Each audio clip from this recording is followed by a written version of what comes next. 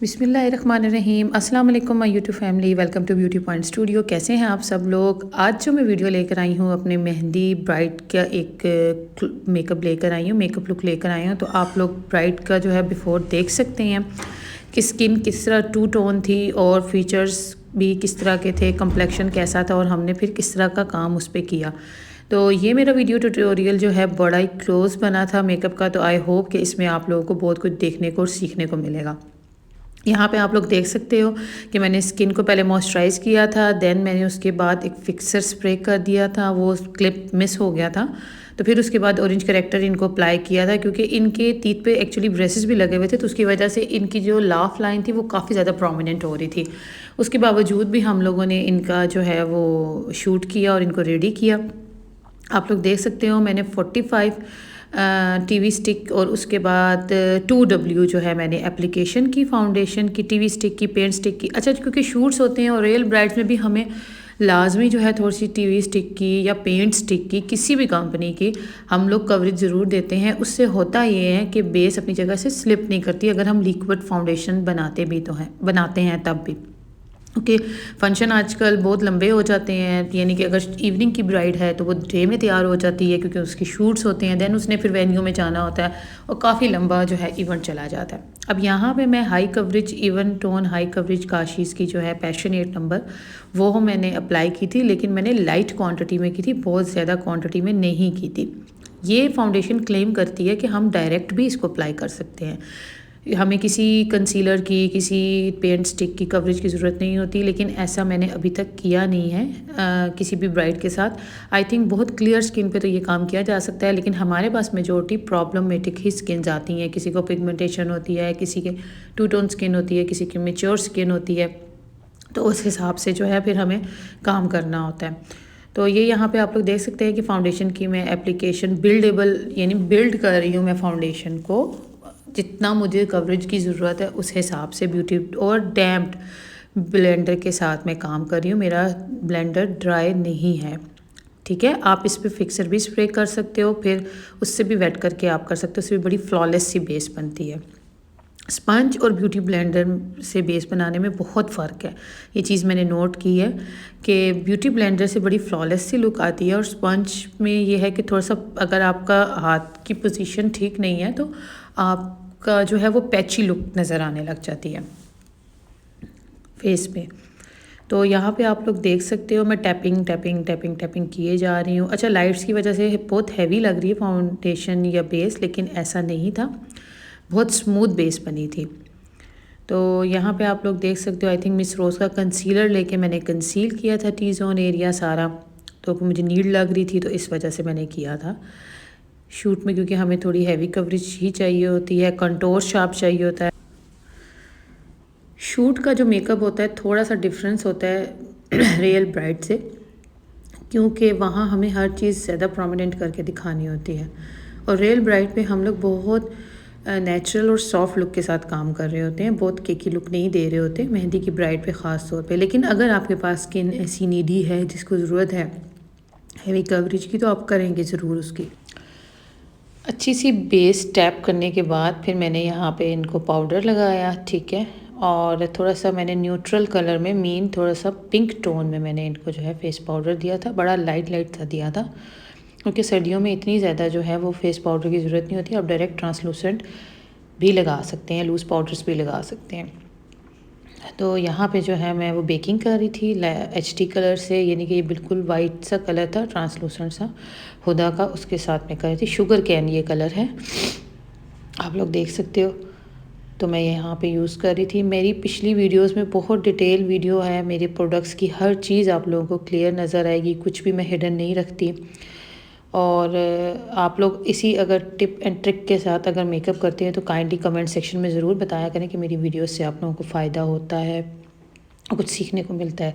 तो मेरे चैनल को लाइक करें, अगर वीडियो अच्छी लगती है तो सब्सक्राइब करें और शेयर करें जितना ज़्यादा हो सकता है। Thank you for support. आप लोगों की सपोर्ट की वजह से ही मैं बीच में ब्रेक लेती हूँ, फिर आ जाती हूँ, क्योंकि आप लोगों की सपोर्ट ही मेरे लिए जो है ना मुझे मोटिवेट करती है। और जो बच्चियाँ कुछ घर रह के करना चाहती हैं उनके लिए बहुत बेस्ट प्लेटफॉर्म है यूट्यूब का, जहाँ पे वो बहुत कुछ सीख सकती हैं। बहुत सी अदर और भी हमारे यूट्यूबर्स हैं जो बहुत अच्छा काम सिखा रही हैं लड़कियों को घर बैठे हुए और आप अपने काम का स्टार्ट ले सकते हो। यहाँ पे आप देख सकते हो कि ब्लश ऑन कंटूर मैंने किया था, दैन उसके बाद मैंने ब्लश ऑन अप्लाई किया और अब मैं आईब्रो को शेप दे रही हूँ मिस रोज़ की पेंसिल के साथ। मैंने अपनी लास्ट वीडियो में बताया था कि मैंने कुछ चीज़ें ऑर्डर की थी, तो उनमें ये मिस रोज़ का जो है वो आईब्रो पेंसिल भी आई, जो मुझे पर्सनली बहुत अच्छी लगी। ख़ास तौर पे ये ऐसी पेंसिल है जो एक आम घर में बैठी हुई लेडी जिसकी आईब्रो का अक्सर इशू रहता है तो वो भी यूज़ कर सकती है, और रीज़नेबल प्राइस में थी काफ़ी ज़्यादा। तो मेरी तरफ से ये रिकमेंडेड है जिसको भी। और 03 नंबर ऐसा शेड है, आई थिंक सबको ही सूटेबल होगा, क्योंकि इनके 4-5 शेड्स हैं, लेकिन ये ज़्यादा जो है वो मुझे लग रहा था कि बेस्ट है। तो यहाँ पे आप लोग देख सकते हो मैं साथ साथ सेटिंग करी थी आईब्रो की। आईब्रो पे आजकल बहुत काम होता है, उससे पूरी आपकी लुक जो है ना अच्छी भी लग सकती है और बुरी भी लग सकती है। वीडियो को मैंने फास्ट फॉरवर्ड किया था क्योंकि ये वीडियो कम से कम 1 घंटे की थी, तो फिर मैंने इसको जो है थोड़ा सा फास्ट फॉरवर्ड पे रखा था कि ताकि आप लोगों को बस अच्छे तरीके से समझ आ सके।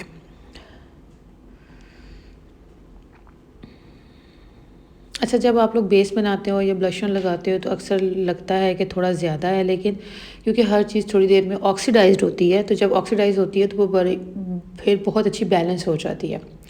तो पहले थोड़ा सा हाथ जो है वो खुला ही रखा करो हर चीज़ पे, तो फिर आप एट द एंड आप देखोगे ओवरऑल आपकी लुक बहुत अच्छी लग रही होती है।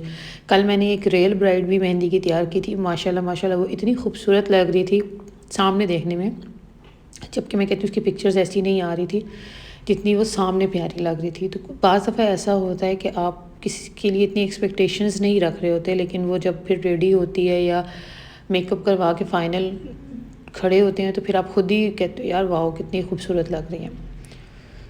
तो हर फेस ऐसा नहीं होता, हमारे पास भी आता है, लेकिन देखें जब हमारे पास क्लाइंट आता है वो बहुत सारी एक्सपेक्टेशंस लेकर आता है कि हमने उसको खूबसूरत बनाना है जैसा भी उसका चेहरा है, तो हमने फिर उसको एक अच्छी लुक ही देनी होती है जिससे वो खुद भी मुतमईन हो। और ज़्यादा क्लाइंट को ये होता है कि जब मैं जाऊँ तो मुझे सबकी तारीफ़ें सुनने को मिले, तो उससे ज़्यादा उसको सेटिस्फेक्शन होती है। आईलिड पे हमने देखा कॉपर सा कलर पहले मैंने पूरी लिड पे दिया, दैन उसके बाद मैंने gold colour, dull gold colour जो है मैंने अप्लाई किया लिड पे, और ये मैं दे रही थी वाइट गोल्ड अपना ब्रो बोन में और इनर कॉर्नर पे, ठीक है।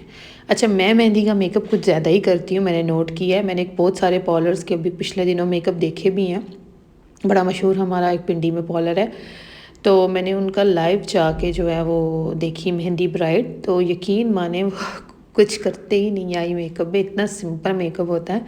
लेकिन अगर आप किसी से पे कर रहे हो, ले रहे हो, तो आपका काम है कि आप जो है कुछ तो काम दिखाओ ना उसमें। तो आजकल पूरे पूरे प्रॉपर मेहंदी के इवेंट्स होते हैं और अक्सर मेहंदी पे निकाह होते हैं लड़कियों के, फिर शूट्स भी होते हैं, कपल शूट्स भी होते हैं, तो फिर थोड़ा सा मेकअप तो हो ना ऐसा। तो बड़ा अजीब लगा मुझे कि यार इतना सॉफ्ट मेकअप, कि ये तो पार्टी मेकअप भी नहीं लग रहा, इतना soft no makeup type look थी। लेकिन बस कुछ लोगों को या तो चाहिए, ऐसा होता है, या सेकंड बात ये कि वो सैलून्स वाले बस इससे ज़्यादा की सर्विस नहीं दे रहे होते। यहाँ पे फिर मैंने सॉकेट जो है शॉकिंग पिंक से बनाया, क्योंकि yellow and violet and shocking pink का कंट्रास्ट था ड्रेस में, तो मैंने कॉर्नर जो है वो शॉकिंग पिंक से बनाया। और अब मैं यहाँ पे ग्लिटर अप्लाई कर रही हूँ लिड पे। कोई भी प्रेस ग्लिटर आप जो है ना यूज़ कर सकते हो, मैंने मल्टी ग्लिटर यूज़ किया था।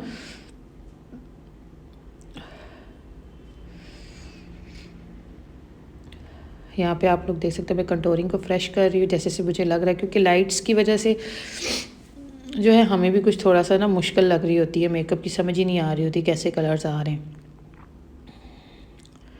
ये यहाँ पे जो है मैं लाइनर की एक गाइडलाइन दे रही थी और उसके बाद मैं मिंक लैशेस लगाऊंगी। मैं अपनी ब्राइड्स को कभी भी सॉफ्ट लैशेस नहीं लगाती,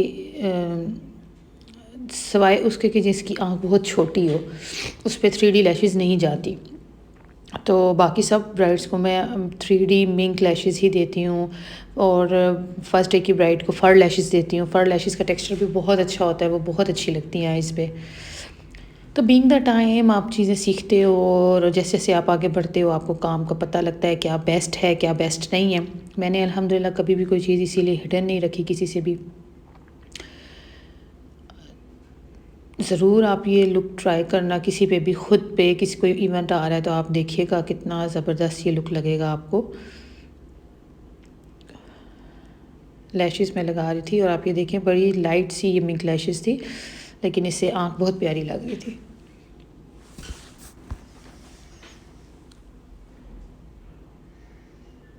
ये काम ऐसा है सैलून का ख़ास तौर पे कि ये एक समंदर है, एक दरिया है। इस दरिया में आप जितना गहराई में जाओगे आपको बहुत कुछ देखने को और सीखने को मिलेगा।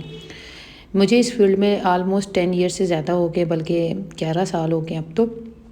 लेकिन जब मैं स्टार्ट में थी तो तब भी मैं काम करती थी और बड़े कॉन्फिडेंस से मैं करती थी, और अब मैं उस काम को देखती हूँ मुझे उसमें इतनी मिस्टेक्स अब भी नज़र नहीं आती, लेकिन मिस्टेक्स थी उस टाइम पे भी। तो ज़्यादा टाइम मैंने जो है स्टाइलिंग पे आप कह सकते हो कि वेस्ट किया, कि स्टाइलिंग पे मैंने तवज्जो नहीं दी। तो स्टाइलिंग की प्रैक्टिस जो है ना वो बहुत मैटर करती है, और वो आती है आपको काम करने से क्योंकि हर तरह का क्लाइंट आता है आपके पास। तो यहाँ पे आप देखिए मैं लाइनर लगा रही हूँ, लाइनर अप्लाई कर रही थी मैं। थोड़ा सा विंग बनाऊँगी, ज़्यादा विंग नहीं बनाऊँगी क्योंकि अब 2022 में बहुत विंग्ड लाइनर्स का फ़ैशन थोड़ा कम हो गया है। तो आप भी आने वाले सीज़न में बहुत लंबे लंबे विंग लाइनर्स मत लगाएं। थोड़ा मेहंदी की ब्राइड पे तो फिर जा रहा है, बारात की ब्राइड तो बिल्कुल ही स्मोकी स्मर्जी सी लुक में जा रही है। तो आप लोग भी कोशिश करें कि कम से कम ये ट्रेंड करें, क्योंकि आलमोस्ट लास्ट 3-4 ईयर से ये ट्रेंड चल रहा था, तो अब मैं देख रही हूँ कि बहुत कम हो गया है।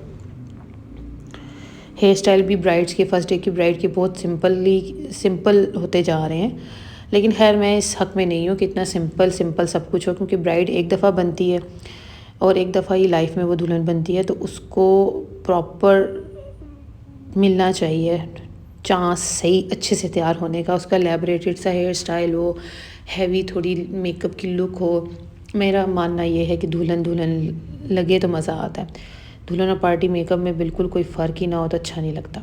आप देखें यहाँ पे मैंने विंग लाइनर दिया, और उसके बाद मैं नीचे, क्योंकि इनका जो शरारा था वो पर्पल कलर का था, तो मैंने नीचे वाली जो वाटर लाइन थी उसमें पर्पल कलर दिया। ठीक है, वो मैंने पर्पल कलर से ब्लेंड किया तो बहुत खूबसूरत लग रहा था। और ये थी जी फाइनल लुक।